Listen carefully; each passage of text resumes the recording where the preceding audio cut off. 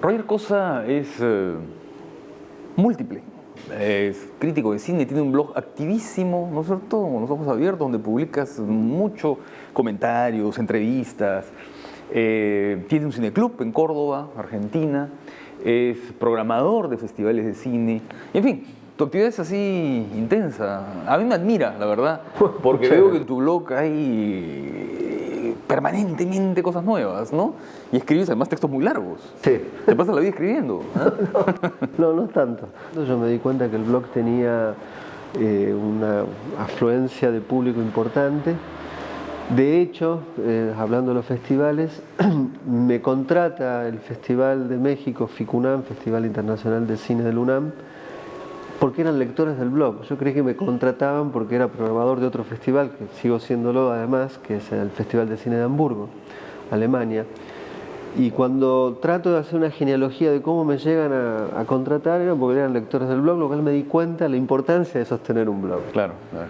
Y el último año recibí una oferta de Diego Valle, de Ovatle, de Otros Cines, que probablemente sea el sitio más visitado en Latinoamérica como sitio de cine de habla hispana, y me ofrece mudar el blog junto con Diego Lehrer a ese sitio general, ¿no? a esa casa de cine, porque de algún modo así es como se vive. Y me pareció bien y ahí estoy. Y la idea que yo tengo es tratar, no siempre lo puedo hacer, de tener día a día una publicación. Y la idea que yo tengo es que el blog no es un lugar de poner cualquier cosa, sino donde hay que hacer un esfuerzo. Tú visitas festivales, ves películas en festivales, eres programador de festivales. Vas a Cannes todos los años, ¿no es cierto? Es el festival grande al que vas, ¿no es cierto? Un festival como Cannes tiene el perfil de mostrar, digamos, el cine de autor último, lo que provoca más, digamos, en el espectador aficionado al cine, conocedor de cine, van los grandes nombres, ¿no? Pero lo que vemos en los últimos tiempos es una multiplicación de festivales. Aquí, por ejemplo, en Lima, ¿no es cierto? En lo que va del año, solamente en Lima hay ya 4 festivales y se viene uno más. Entonces, está ocurriendo algo. Hay más festivales, hay una mayor oferta de películas. Los festivales a veces no tienen un perfil propio, ¿no? Porque, por ejemplo, vemos un festival de cine digital, pero bueno, también otros festivales podrían ser asimilables al primero, digamos, ¿no? Claro. ¿Cómo ves tú todo esto? ¿Qué está pasando en este mundo? Bueno, lo que va pasando, y en Lima, lo poco que he estado en estos días, se nota. Las salas comerciales, literalmente lo que pasan es películas de Hollywood, ni siquiera pasan cine independiente de Hollywood, que a esta altura me parece que es cine comercial además. Entonces, como sucede aquí, quizás en otros lados menos exacerbado, en algún sentido es menos exacerbado, termina siendo como una suerte de distribución alternativa. De tal modo hoy que los agentes de venta, que son un intermediario que existe entre los productores, el director de las películas y quien vende las películas, ya no vende las películas para ser distribuidas en determinados países, sino están pensando un negocio en torno a los festivales. Entonces me parece que lo que va sucediendo, se va institucionalizando los festivales como plataformas de estrenos alternativos. Naturalmente son estrenos de a corto plazo, que del mismo modo sería si se estrenara en una sala comercial, porque rara vez una película, llamémosle de cinearte, en Argentina, por ejemplo, en México pueden pasarlas 1 o 2 semanas. Por otro lado, sí hay una proliferación de festivales y no se entiende a veces en concepto de qué o qué se busca con eso. A los festivales les cuesta encontrar un perfil, los festivales literalmente se parecen entre sí cada vez más, y las películas nacen en 3 o 4 o 5 festivales y se van movilizando. Entonces básicamente el año está dividido en 3. Arranca con Berlín y Rotterdam, donde vos tenés el perfil de Berlín, es un perfil más mainstream, con algunas excepciones que se ven en secciones paralelas. Cierto compromiso social, cierta visión del mundo, ¿no? En sus conflictos, digamos. Sí, tienen una cosa evangélica, ¿no? Lo cual es muy peligroso para un festival de venir en un lugar donde se confunde cine con evangelio, el cine con buena conciencia, por decirlo de otro modo. Rotterdam supo ser un festival de vanguardia.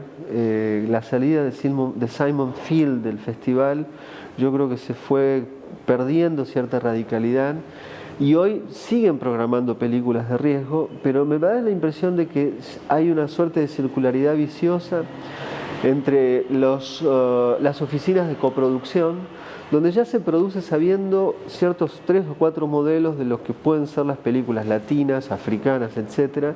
Y estos festivales ya directamente ni siquiera hacen un trabajo de curaduría o de mirar o entender o diferenciar entre películas, sino que es casi como si dijeran, bueno, tenemos que tener una donde se matan chanchos, la otra que están las cabras, las otras la que vemos un tipo pobre pero silencioso que va caminando por el bosque, etcétera, etcétera. Eso es Latinoamérica. De África, algún caso vinculado a las violencias internas, etcétera. Entonces, todas las películas se parecen entre sí. Creo que Rotterdam y Berlín tienen estos perfiles. Luego llega mayo, tenés en el medio el Bafisi para las películas argentinas, si se Bafisi quiere. es el Festival de Cine Independiente de Buenos Aires, que es inmenso. Es inmenso, demasiado inmenso. No se puede ver un festival de 430 películas, o sea, es demasiado gigante. Y eso implica no cuidar el festival en toda su totalidad, porque si tienes 400 películas, no puede ser que las 400 sean buenas. Es imposible, literalmente. Entonces tiene que haber concesiones, tiene que haber películas de relleno, y eso nunca es bueno desde mi punto de vista para la programación de un festival. Luego tenés Cannes, que de algún modo es el lugar donde nace anualmente el año. O sea, el año comienza en Cannes simbólicamente, no en Berlín. Es el que tiene el efecto multiplicador, digamos, ¿no? Y va avanzando. La como agenda es onda ahí. La agenda es ahí. Pero Cannes establece la agenda, eso es clarísimo.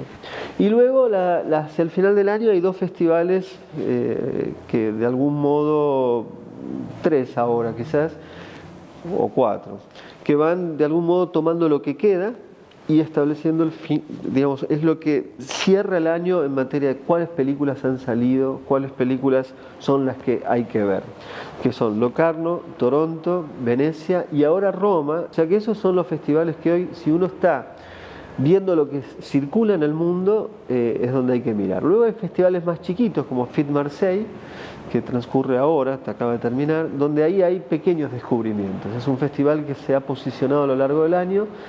Y para mí el mejor festival del mundo, sin dudas, es la Bienale, que es un festival sin competencias, donde lo que en algún sentido se hace es recoger lo mejor del año, por el momento en que se hace, que es noviembre, pero además hay una búsqueda de cosas que no son las consagradas. Entonces es un festival, si uno tuviera que elegir un festival para ir, porque no tiene dinero, en mi caso a mí me pagan todos por mi trabajo. Ir a Bienal. Hay que ir tras ese cine de riesgo, un programador va a ese cine de riesgo, por ejemplo, como tú, ¿no? En tu caso, que tienes la programación del FICUNAM en México y en el caso de Hamburgo. Ahora, ese cine de riesgo, ¿es de verdad de riesgo? ¿Cuánto no hay de fórmulas, cuánto no hay de retóricas, ¿no? A veces, claro, vemos los blockbusters, todos se parecen, pero a veces vemos también ese cine de riesgo, entre comillas, y todo se parece. Hay un James Benning y aparecen 60 películas o 120 películas con la cámara quieta, observando un paisaje. No, estoy absolutamente de acuerdo. Hay un fenómeno de homogeneización de los festivales que decíamos hace un rato, de estéticas. Hay un canon de festivales. Y la idea para mí más difícil hoy es llegar a una zona de indefinición donde uno no tiene los parámetros y no está trabajando dentro del paradigma de lo que es cine de riesgo, de lo que es cine de autor. O sea, cómo pensar hoy el cine y posicionarse en una zona de incertidumbre que realmente es de riesgo para ver esas películas. ¿Cómo descubrir hoy películas? Porque en la actualidad no se descubren películas. Se dice, bueno, tenemos 3 de Locarno, 4 de Cannes, 3 de esta sección, pero esta tarea de buscar y descubrir no existe, o prácticamente cada vez existe menos.